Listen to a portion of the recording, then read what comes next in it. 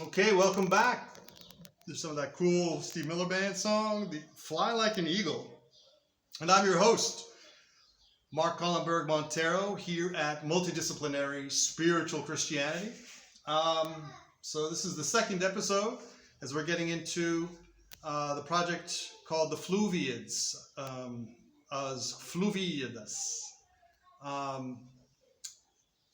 This poem. So here, I'll give you the English version again. Here on this same day. The Amazon rainforest, lungs of the world, inspire many hopes and wishes, when suddenly, in 2010, in Lisbon Science Museum, somebody opened a drawer and found some fishes. Traced back and cross-referenced by systems of labels, appearing out of the mists of time, came Alexander Rodrigues Ferreira, like a hero of fables. He is the Humboldt of Brazil, in Bonpland or Lewis and Clark, while Camões, Voltaire, or Goethe and Shakespeare wrote about nothing and much ado. Ferreira was more like Columbus, who set out in 14, while Alexander Rodrigues came back in 1792.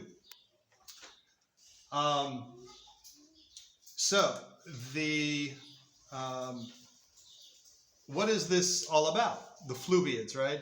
So, switching focus to,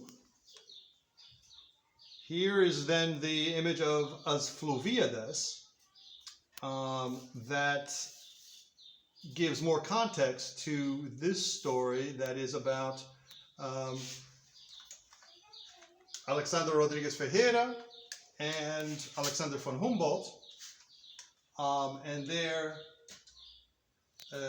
voyages and research in exploring their various parts of the South American rainforest. So I guess a review here is in order. Alexander Rodrigues Ferreira, let me see, would this be better closer up? Oh, that's really nice. Can I get this position?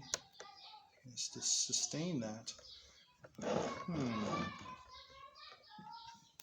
Okay. Let me see here. Let me get some additional elevation.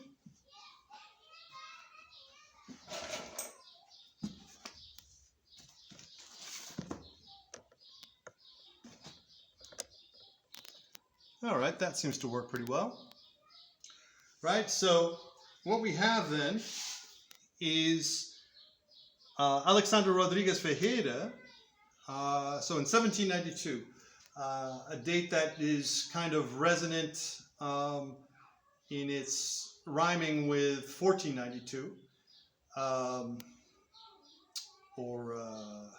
basically that. And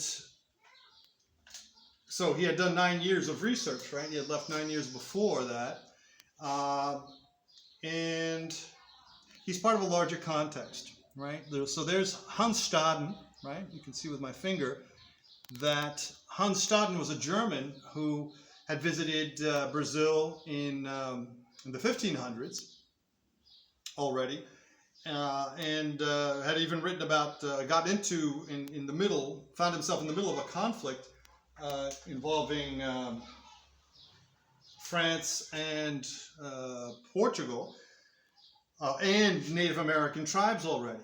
And so he was captured and was on the wrong side of the conflict with the tribe that captured him. And so he was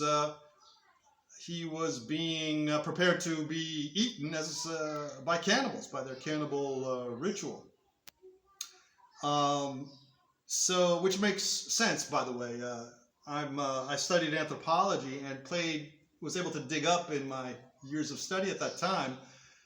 Marvin Harris, I believe, had a materialist version of anthropology, which, and I believe he was related to the end of this idea, which is that the lack of protein in Central and Latin America contributed to the extended practice or the more prevalent practice of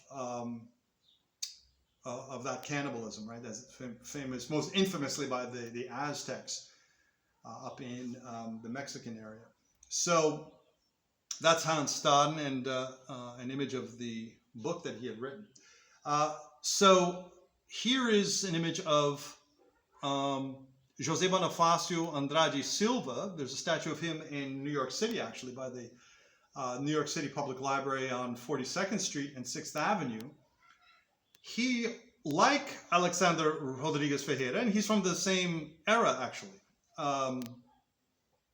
He also was a bit of a naturalist, certainly a diverse scientist, and actually traveled through Europe extensively, and also met Alexander von Humboldt, no less.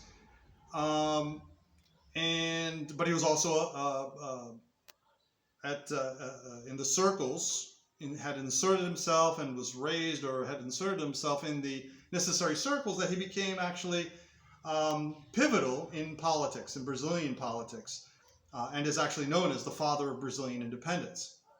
But he was a scientist as well, and a good link with Alexander Rodriguez Ferreira. There is no image of the Ferreira guy, but there's an image of this Andrade Silva guy. So there's a nice painting of him that can stand for, in a way, for Alexandre Rodriguez. And let's see here. So we've got other images that help flesh out the situation. So let's see here. So down here is Alexander von Humboldt, who makes a nice story. But so the story here, the poem, then refers to an event in 2010. Okay, which I didn't actually mention here. So in 2010, the Museum of Science in Lisbon,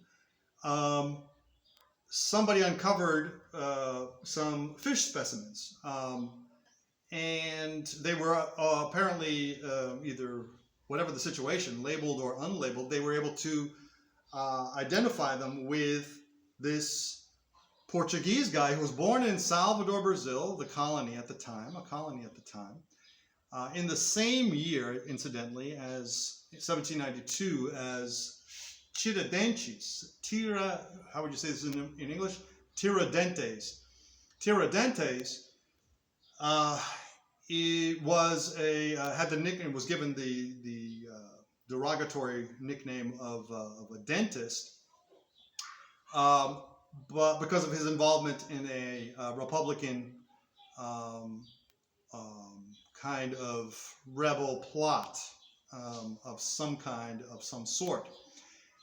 So, so 2010, they find these specimens and they're able to link them back to Alexander Rodriguez Ferreira, who then had made this trip. He himself did not promote his records, the information that he had brought back from Portugal, from the rainforest. And we'll see there's a contrast with other stuff that we come to. And so he ended up dying in 1815, Alexander Rodriguez Ferreira. So he had been by then a bureaucrat, become some kind of a bureaucrat. And his work sort of sort of stayed unrecognized until 1880 or 1885, when it did get published in I think a series of publications, and the Viagem Filosófica then was published at that time, and let's see, that was it. So some 70 to 80 years passed, and of course von Humboldt's work had been published in many volumes, and Darwin had come along, had his voyage on the Beagle, and formulated his theory of evolution along with Alfred Russel Wallace. And so we can see there's quite a contrast in how Ferreira's work was appreciated. So now let's see here. Silva, Donna Carlotta. Okay, so this is an image meant to represent Germana de Queiroz, Alessandro Malaspina. So this is a Spanish captain, at least, or leader of an expedition, a Spanish expedition that included Spanish naturalists, of whom I have no pictures, and we have no pictures that I've been able to identify so far, but that makes a nice representation anyway. Margareta Fortin. Okay, yeah, so then jumping ahead, at this time, other events were also happening. So this is, now we're talking about 1792 to 1800, which is then when Alexander von Humboldt traveled. And so I mentioned Margareta Fortin here as an African-American woman who a few decades later was involved with the anti-slavery movement in the United States, where things were already moving. And this is Crispus Attucks, so who was an African and apparently indigenous mixed man, the first man killed in the American Revolution, right? Crispus Attucks. Though I like to also have him represent Benjamin Banneker, an African-American, a free black, who got involved with astronomy, astronomical circles, worked in surveying Washington, D.C., so, you know, also has, and left an almanac. He wrote an almanac that was evaluated positively at that time. So other images of Pocahontas there, and Black Elk Speaks, to represent, of course, Pocahontas' own interesting experiences. Short-lived life, however, sadly. And Black Elk, who represents another event at this time, interestingly enough, of a Seneca prophet named Handsome Lake in English, with an interesting name, easy to find on the internet. And in he had a vision that resulted in his being healed of alcoholism, and has been analyzed to represent in Handsome Lake, represented here by Black Elk, represent a vision combining some indigenous factors with Quaker Christian principles, based on clearly on contact that they had had. So, you know, wonderful example there. Arazi, why did I put Arazi there? I don't see. See, these are images from variola, which is smallpox, which would be another level. Arazi, I'll have to. That would probably be. I'll have to double check.